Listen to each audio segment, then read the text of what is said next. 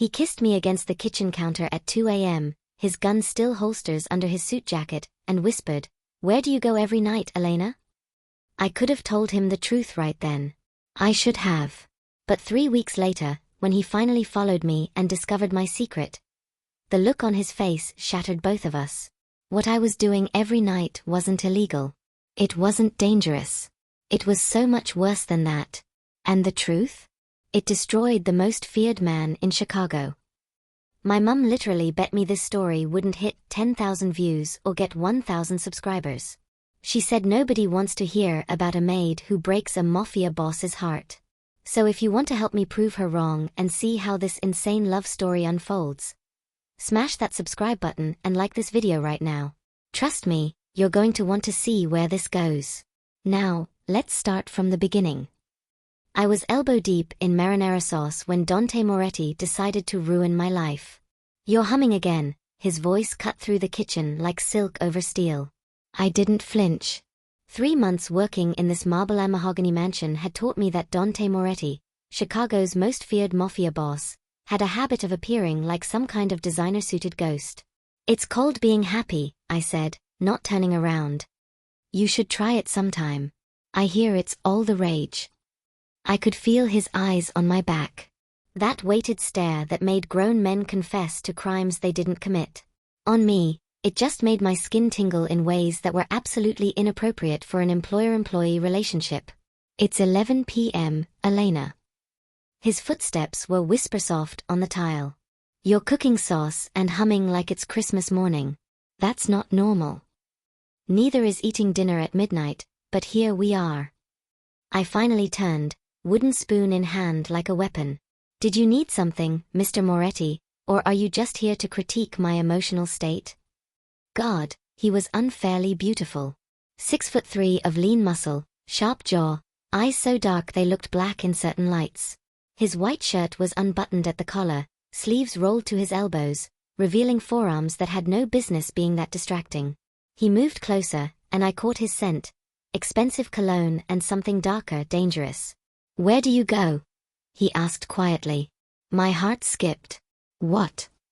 "Every night. 1 a.m., like clockwork. You leave." His jaw tightened. "Where?" I stirred the sauce, buying time. "I go home, Mr. Moretti. You know, that thing employees do when their shift ends." "Your shift ends at 10 p.m. So I do overtime. Sue me." "Elena." He was right behind me now. Too close. "I've had people follow you." The spoon clattered against the pot. I spun around, genuinely angry now. "You what?" "They lose you every single time." Something flickered in his eyes. Frustration? Confusion? 15 minutes after you leave this house, you vanish. No trace. My best men can't track you. I should have been terrified. This man had people killed for less than lying to him. Instead, I was furious. "Maybe your best men need glasses," I snapped. "Or maybe, and here's a wild thought, you could respect my privacy? Not when you work in my house." His hand came up, gripping the counter on either side of me, caging me in. "Not when you have access to my security codes, my schedule, my life." "Oh, please." I poked his chest with one finger. "If I wanted to sell your secrets, I'd have done it months ago. The Chicago Tribune would pay a fortune for what I know about your terrible taste in reality TV." His lips twitched. Almost a smile. "You're deflecting. And you're being a paranoid control freak. It's very on-brand." We stared at each other. The kitchen felt too small, too warm.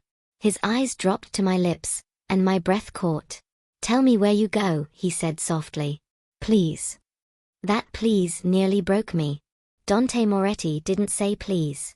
He commanded, demanded, took. But right now, he was asking. "I can't," I whispered. "Can't or won't?" "Both." His jaw clenched. For a moment, I thought he'd push harder. Instead, he stepped back, running a hand through his dark hair. "Fine." His voice went cold. Professional. "But Elena? I will find out." He left the kitchen, and I sagged against the counter, heart pounding. This was bad. Very, very bad. You're staring again. Dante's second-in-command, Marco, grinned at his boss across the dining table. I was serving lunch, some complicated pasta thing Dante had requested, trying to be invisible. I don't stare, Dante said flatly. You've been watching Elena like she's a puzzle you can't solve for 5 minutes straight. Fire yourself, Marco. I bit back a smile as I set down Dante's plate. Enjoy, Mr. Moretti. His hand caught my wrist. Gentle but firm. Stay. Marco's eyebrows shot up. I froze. Sir. Have lunch with me. I'm the help. We don't exactly. Elena. His thumb traced a circle on my inner wrist, and my pulse jumped. Please. There was that word again. Dangerous. Marco stood up, practically whistling. I'll just be literally anywhere else. When we were alone, Dante pulled out the chair next to him. Sit. Bossy. It's kind of my thing. I sat, hyper-aware of how close he was. This is weird. You think I don't know that? He served me pasta with hands that had definitely killed people. I can't stop thinking about you. My heart stopped. Mr. Moretti. Dante. Please. When it's just us, call me Dante. That's not appropriate. Neither is this. He turned to face me fully. Neither is the fact that I rearranged my entire schedule just to have breakfast when you're in the kitchen. Or that I've fired 3 potential new maids because none of them were you. You what? Or that I spend every night wondering where you go, who you see, if you're safe. His hand cupped my face, thumb brushing my cheekbone. Tell me I'm not alone in this. I should have pulled away. Should have quit right there. Instead, I leaned into his touch. You're not alone, I breathed. He kissed me. It wasn't gentle. It was desperate, hungry, months of tension exploding between us. His hand tangled in my hair, pulling me closer, and I gripped his shirt, kissing him back like I was drowning and he was air. When we broke apart, both breathing hard, he pressed his forehead to mine. Where do you go, Elena? He whispered against my lips. And God help me, I still couldn't tell him. That night, at exactly 1 a.m., I slipped out of the mansion like always. What I didn't know was that Dante wasn't sending his men this time. He was following me himself. And what he was about to discover would change everything. I made it 3 blocks before I realized someone was following me. Not Dante's usual goons. I'd learned their patterns. This was different. Quieter. More skilled. I took a sharp left into an alley, pressed myself against the wall, and waited. Dante emerged 10 seconds later, looking thoroughly annoyed with himself. Really? I stepped out, arms crossed. The big bad Mafia boss does his own stalking now? He had the decency to look sheepish. In dark jeans and a black hoodie, he looked younger. Almost normal. I needed to know. So you what? Put on your sneaking around outfit and tailed me like some kind of Italian James Bond? Elena. No. I poked his chest. You kissed me 6 hours ago. 6 hours. And instead of, I don't know, asking me on a date like a normal person, you decide to follow me. I did ask. You won't tell me anything. Because it's personal. We glared at each other in the dim alley. A cat yowled somewhere. Very romantic. Dante broke first, his expression softening. I'm sorry. You're right. This is. He gestured vaguely. I don't know how to do this. Do what? This. You. Normal. He stepped closer. I'm good at business. At control. At making people afraid. But you? You make me feel like I'm 17 and trying to talk to a girl for the first time. My anger deflated like a sad balloon. That's actually kind of sweet. Don't tell anyone. It'll ruin my reputation. I laughed, and his whole face changed. Softer. Warmer. Come with me, I said impulsively. What? You want to know where I go? Fine. Come with me. I held out my hand. But you have to promise. No questions until we get there. And no matter what you see, you can't interfere. Deal? He stared at my hand like it might explode. Then he took it, his fingers threading through mine. Deal. 20 minutes later, we stood outside a converted warehouse in South Chicago. Music thumped from inside, not club music, something lighter. Pop songs and laughter. Dante looked at the building, then at me. Elena, what? Aha. You promised. I led him through a side door, up a flight of stairs, and into the most unlikely place Dante Moretti had probably ever been. A dance studio. But not just any dance studio. This one was filled with kids, teenagers mostly. Some in worn sneakers, others barefoot. All of them moving like dancing was breathing. Miss Elena. A girl with braids ran up, throwing her arms around me. You're late. Sorry, Mia. Traffic. I gestured to Dante, who looked completely out of his element. This is my friend. Dante. Ooh, Miss Elena has a boyfriend. Another kid called out, and the whole room erupted in giggles and catcalls. I felt my face heat. He's not, we're not. Hi, boyfriend.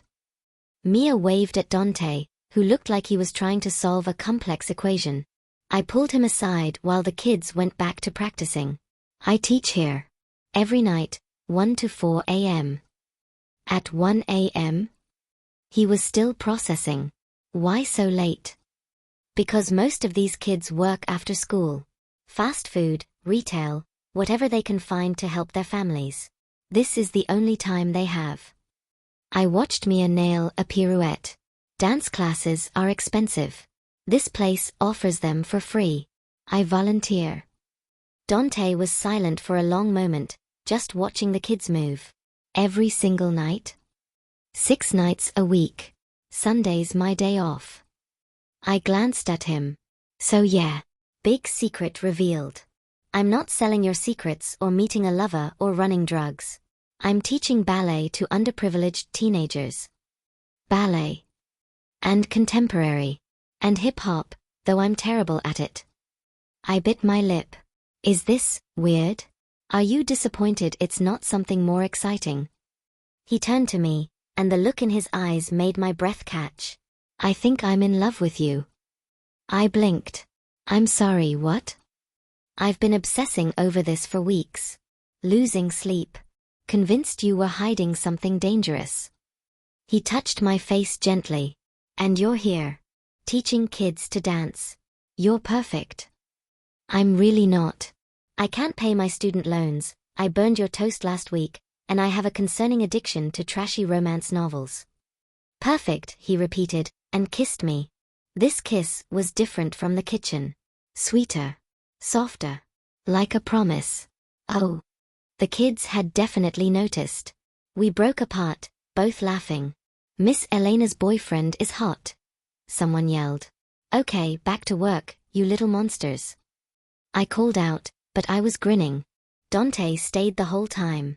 He sat in the corner, watching me teach, and when one of the boys, Carlos, who was struggling with a jump sequence, got frustrated, Dante walked over. May I? He asked me quietly. I nodded, curious. The thing about power, Dante told Carlos, is that it comes from your center. Your core. Everything else is just window dressing. He demonstrated a stable stance. Find your balance first. Then push. Carlos tried again. Nailed it. You know ballet? I asked when class ended and the kids had filtered out. My mother taught dance before she married my father. His expression went distant. She died when I was 12. I'd forgotten. He shook his head. Thank you. For letting me be here. I squeezed his hand. Want to get pancakes? There's a 24-hour diner nearby. It's 4 a.m. Best time for pancakes. We sat in a sticky vinyl booth, sharing chocolate chip pancakes and terrible coffee, and it was the best date I'd ever had. So, Dante said, stealing another bite from my plate. 6 nights a week. That's a lot of time. Are you asking me to quit? God, no. I'm asking if you'd let me help. Funding, better space, whatever you need. My heart melted a little. You'd do that? Elena, I'd do anything for you. He said it simply, like it was fact. I was definitely in trouble. What I didn't know was that someone had followed us to the studio. And they'd taken pictures. By morning, those pictures would be on the desk of Dante's biggest enemy. And my secret volunteer work was about to become very, very dangerous. I woke up to 17 missed calls from Dante. Never a good sign. I called him back while making coffee, still half asleep. He answered before the first ring finished. Where are you? His voice was pure tension. Home? Where else would I be at 8 a.m.? I yawned. What's wrong? Stay there. I'm sending a car. Dante. Please, Elena. Trust me. 20 minutes later, I was in the back of a sleek black SUV, being driven to Dante's office downtown. Not the mansion. His actual office. Marco met me at the elevator, looking grim. He's not in a good mood. When is he ever? Fair point. But today's worse. Dante's office was all glass and steel, overlooking the Chicago skyline. He stood at the window, hands in his pockets, radiating controlled fury. Dante. I ventured. He turned, and my heart sank. His expression was carefully blank, which meant he was furious. Tell me about Giovanni Russo, he said quietly. I blinked. Who? Don't.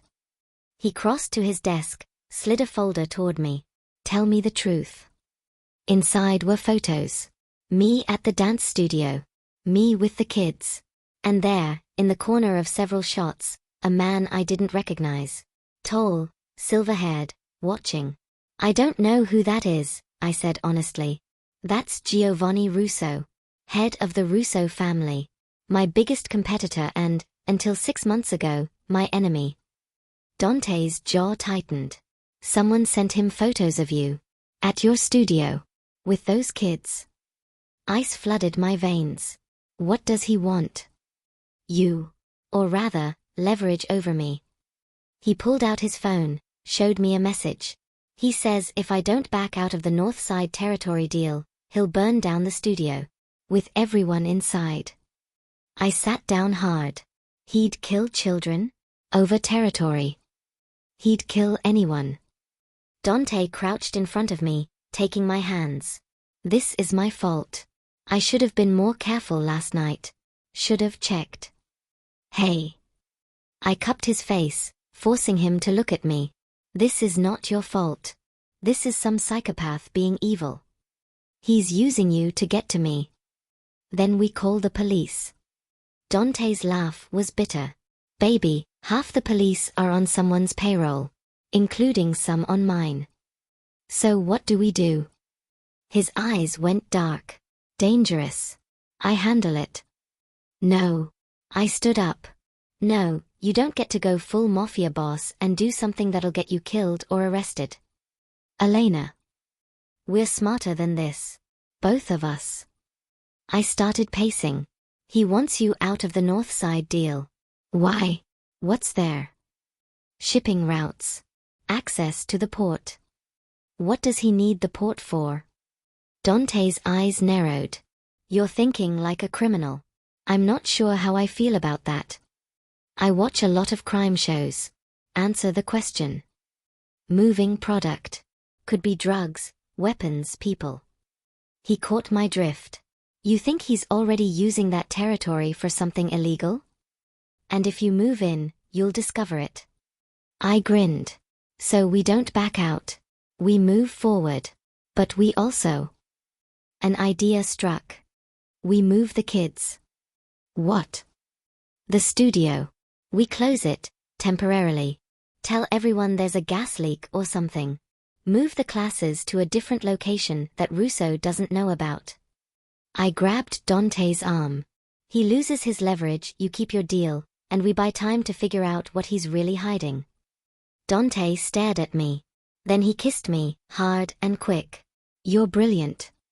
I know. Try to keep up. The new studio was in a building Dante owned in West Chicago. Bigger, better equipment and, most importantly, guarded by 6 of Dante's people disguised as maintenance workers. I was teaching Mia's group when Dante walked in with coffee. "You're spoiling me," I said, accepting the cup. "That's the plan." He watched the girls practice. "They're good. They're incredible." Mia got accepted to a performing arts school. Full scholarship. "Because of you." "Because of her talent." He turned to me, serious. "I love you." I nearly dropped my coffee. "What?" "I love you. I'm in love with you. Have been since you told me my taste in reality TV was garbage." He took the coffee from my shaking hands. "You don't have to say it back. I just needed you to know." My heart was doing Olympic-level gymnastics. "You're insane." "About you?" "Yes. We've known each other for 4 months. 4 months, 12 days, and roughly 6 hours. But who's counting?" I laughed, tears pricking my eyes. "I love you too, you obsessive weirdo." His smile could have lit up the whole city. He kissed me, soft and sweet, and the girls definitely applauded. Later, in his car, his phone rang. "Marco. Talk to me," Dante answered. "We found it. Russo's operation." Marco sounded excited. "Human trafficking. He's been moving people through the North Side port for years." Dante's expression went cold. "Evidence. Enough to put him away for life. FBI's already involved." "Good. Send everything to Agent Morrison. Let the feds handle it." He hung up, and I stared. "You're not going after him yourself? And risk leaving you?" He pulled me close. "No. Some battles aren't worth fighting when I have everything I need right here." I kissed him. "Who are you and what have you done with the scary Mafia boss?" "You civilized me. It's very inconvenient." What we didn't know was that Russo had one final card to play. And it involved revealing a truth about my past that I'd buried years ago. A truth that would make Dante question everything he knew about me. The phone call came at midnight. Russo's voice was smooth as poison. "Ask your sweet Elena about the fire. The one she started. The one that killed her foster parents." And just like that, everything shattered. I knew something was wrong the moment I walked into Dante's mansion the next morning. He was in his study, sitting behind his desk like it was a barrier. His expression was carefully neutral. "Dante." I set down my bag. "What's going on?" "Sit down, Elena." That tone. Cold. Professional. The same tone he used with his enemies. My stomach dropped. "What happened?" "Giovanni Russo called me last night." He slid a file across the desk. "He told me an interesting story. About a fire. About your foster parents." The room tilted. "Dante. Is it true?" His voice cracked slightly. "Did you start a fire that killed 2 people?" I couldn't breathe. The file sat between us like a bomb. I didn't need to open it to know what was inside. Police reports. News articles. The worst night of my life, documented in black and white. "Let me explain," I whispered. "That's all I'm asking." I sat down, hands shaking. This was it. The moment I'd been dreading for 10 years. "I was 16, I started. My foster parents, the Hendersons, they seemed perfect at first. Nice house, good neighborhood. But Mr. Henderson." I swallowed hard. He drank. A lot. And when he drank, he got violent. Dante's jaw clenched, but he stayed silent. Mrs. Henderson turned a blind eye. I tried running away twice. They always found me. Brought me back. I traced a scar on my wrist, barely visible now, but I knew it was there. That night, he came into my room. Drunk. Angry. I fought him off and locked myself in. He started pounding on the door, screaming that he'd kill me. Tears burned my eyes. I hadn't talked about this in years. I didn't know what to do. I was terrified. So I took a shaky breath. I lit some papers on fire in my room, just to trigger the smoke alarm. I thought if the fire department came, if there were witnesses, he'd leave me alone. But it spread, Dante said quietly. The whole house was old. Dry wood. It went up so fast. I wiped my eyes. I got out through my window. I screamed for them to get out. Mrs. Henderson made it. But he was passed out drunk on the couch. By the time the firefighters arrived. Elena. They ruled it accidental. Faulty wiring. But I knew it was my fault. I killed him. I looked at Dante through tears. I was trying to save myself, but I killed someone. I'm a murderer. Silence. Then Dante was around the desk, pulling me into his arms. You're not a murderer, he said fiercely. You were a child protecting yourself from a predator. I killed him. He killed himself. By being a monster. By forcing you into an impossible situation. He held me tighter. Jesus, Elena. You've been carrying this alone. I never told anyone. Not the full truth. When they asked what happened, I just said I didn't know how the fire started. I pulled back to look at him. Are you disgusted with me? Disgusted? He looked shocked. Baby, no. I'm furious that you went through that. I'm heartbroken that you've blamed yourself for a decade. But disgusted with you? Never. But you looked so cold when I came in. Because I was terrified. He cupped my face. Russo told me you were a killer. That you were dangerous. And for one horrible moment, I wondered if I'd been wrong about you. If the woman I loved was. He shook his head. I'm so sorry. I should have trusted you immediately. You had questions. That's fair. No, it's not. He pressed his forehead to mine. I love you. That means believing in you, even when things look bad. I failed you. You didn't fail me. You're here now. We held each other for a long moment. Then Dante pulled back, his expression hardening. Russo needs to be dealt with. The FBI isn't moving fast enough. He's using your trauma as a weapon. His eyes went dark. That ends now. That night. Dante's plan was simple, elegant, and completely terrifying. We were hosting a party. A real one, at the mansion. Every major player in Chicago's underworld would be there. Including Giovanni Russo. Are you sure about this? I asked, adjusting Dante's tie. He looked devastating in a black suit. Positive. He kissed my knuckles. Trust me. With my life. The party was already in full swing when Russo arrived. Silver-haired, expensive suit, smile like a shark. Dante. And this must be the infamous Elena. He took my hand, and it took everything in me not to flinch. I've heard so much about you. Funny, I said sweetly. I've heard you're going to prison. His smile faltered. Excuse me. Dante raised his glass. Ladies and gentlemen, I have an announcement.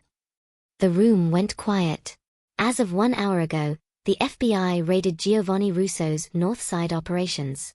They found evidence of human trafficking, money laundering, and racketeering. Dante's smile was sharp. Giovanni, you're done. Russo's face went purple. You set me up. Actually, you did that yourself. I just provided the evidence. Dante nodded to Marco, who appeared with 2 federal agents. Gentlemen, he's all yours. As they cuffed Russo, he snarled at me. You think you're safe? You think he'll love you when he knows what you really are? He knows exactly who I am, I said calmly. And he loves me anyway. That's the difference between you and him. He's capable of love. You're only capable of causing pain. Russo was dragged out, still screaming threats. The party resumed like nothing had happened. Because in this world, power was everything, and Dante had just proven he had it. Later, on the balcony, Dante pulled me close. You were magnificent in there, he murmured against my hair. I learned from the best. Marry me. I pulled back. What? Marry me, Elena. I don't want to waste another second of my life without you in it. Before I could answer, gunshots exploded from inside the mansion. Russo had one last card to play. And he'd played it. Dante shoved me behind him as glass shattered. More gunshots. Screaming. Stay down, he ordered, pulling a gun from his ankle holster. Because of course he had a gun at his own party. What the hell? Russo must have had backup. He was already moving, keeping me behind him. Marco. His second-in-command appeared, also armed. 3 shooters. Russo's men. They got past security. Get Elena out of here. No. I grabbed Dante's arm. I'm not leaving you. Elena. No. You don't get to propose and then immediately try to die. That's not how this works. Despite everything, he almost smiled. You're insane. You love it. More gunshots. Closer now. Marco cursed. East Wing. We need to move. We ran, me in my cocktail dress and heels, Dante and Marco with guns drawn, through his mansion that was rapidly turning into a war zone. Guests were already evacuating, his security team engaging the shooters. This way. Marco led us to Dante's private study. There's a safe room. A man appeared in the doorway. Gun raised. Everything happened in slow motion. I saw the gun. Saw it aimed at Dante. Saw the man's finger on the trigger. I didn't think. I just moved. I shoved Dante sideways as the gun fired. Pain exploded in my shoulder. White hot. Blinding. I heard Dante scream my name. Heard more gunshots. Marco taking out the shooter. Then Dante's arms around me, lowering me to the ground. Elena. Elena, stay with me. I'm okay, I slurred. Everything felt fuzzy. Just shoulder. You jumped in front of a bullet. He was crying. Dante Moretti was actually crying. You beautiful, stupid, perfect.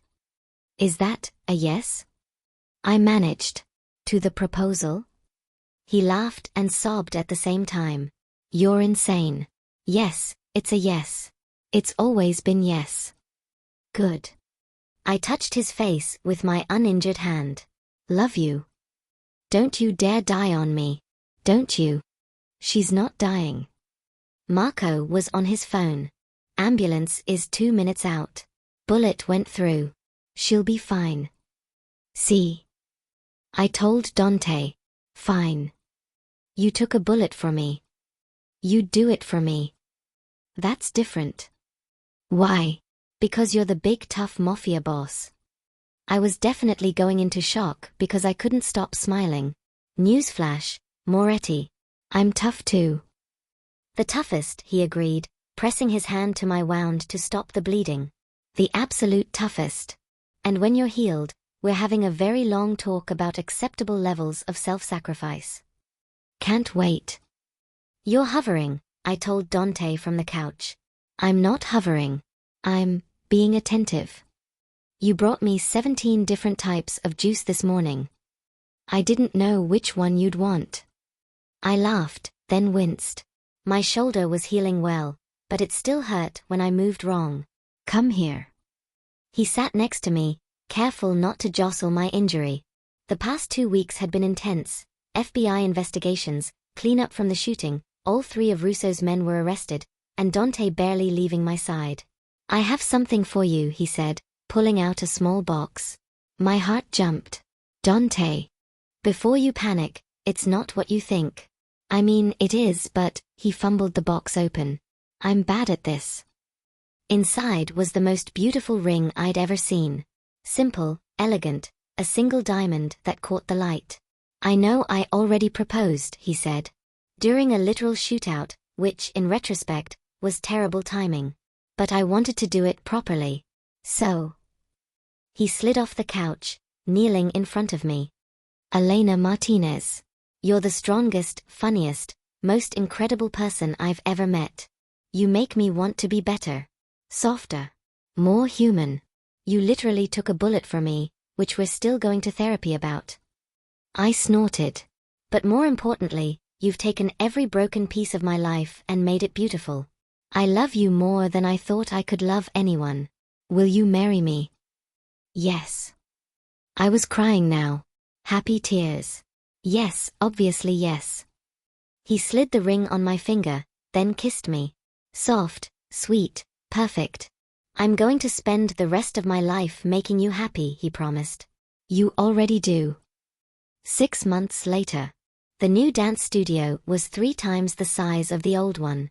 State-of-the-art equipment, professional instructors, me included, and a full scholarship program funded by the Moretti Foundation. Dante had gone legitimate. Well, mostly. He'd sold off his more questionable businesses, focused on real estate and construction. He claimed I'd civilized him. I claimed he'd just been looking for an excuse to change. Miss Elena. Mia ran up after class, grinning. I got the part. In the production. Mia, that's amazing. I hugged her carefully. My shoulder was fully healed, but I was still cautious. And Mr. Dante said he'd come to opening night. I glanced at my fiancé, who was pretending to review paperwork in the corner but was definitely eavesdropping. He wouldn't miss it, I assured her. After the kids left, Dante came over, wrapping his arms around me from behind. Mrs. Moretti, he murmured against my neck. Not yet. Wedding's not for 3 months. Practice. I turned in his arms, looking up at him. Happy. Deliriously. He kissed my forehead. You. More than I ever thought possible. And it was true. The maid who'd caught a mafia boss's obsessive attention had somehow found herself with everything. Love, purpose, a family of choice in these kids, and a future that looked impossibly bright. Where do you want to go tonight? Dante asked. I grinned. Pancakes. Always pancakes. It's our thing. It's perfect. We left the studio hand in hand, walking into our future together. No more secrets. No more obsessing over where the other went. Just love, laughter, and the occasional late-night pancake run. Exactly as it should be. So, did my mum lose that bet?